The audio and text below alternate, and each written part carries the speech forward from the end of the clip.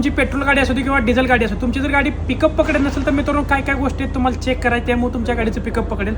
जर तुमच्या गाडीचं एअर फिल्टर चोकअप असेल, तुमची पेट्रोल गाडी असू दे किंवा डिझेल गाडी असू दे, एअर फिल्टर चोकअप असेल ना तरी पण गाडीमध्ये पिकअप पकडत नाही. फिल्टर आहे ते साफ करून घ्यायचा, त्यावेळेस तुमच्या गाडीला पिकअपला फरक पडेल. डिझेल गाडी असेल तर डिझेल फिल्टर, पेट्रोल गाडी असेल तर पेट्रोल फिल्टर.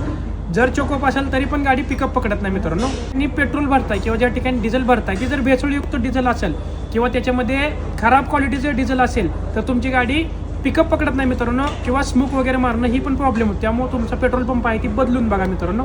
तुमची गाडी जर पेट्रोल असेल, spark plug ignition coil check करायचे, त्यामुळे पण गाडीमध्ये पिकअपचा प्रॉब्लेम येतो.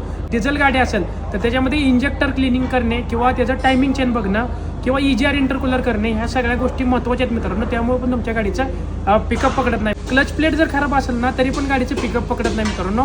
या सगळ्या गोष्टी करून जर तुमच्या गाडीचं किलोमीटर 80,000 पर्यंत झालं असेल तर क्लच प्लेट एक वेळेस नक्की बदलून घ्यायचं आहे. तुमच्या गाडीच्या पिकअपला नक्की फरक पडेल.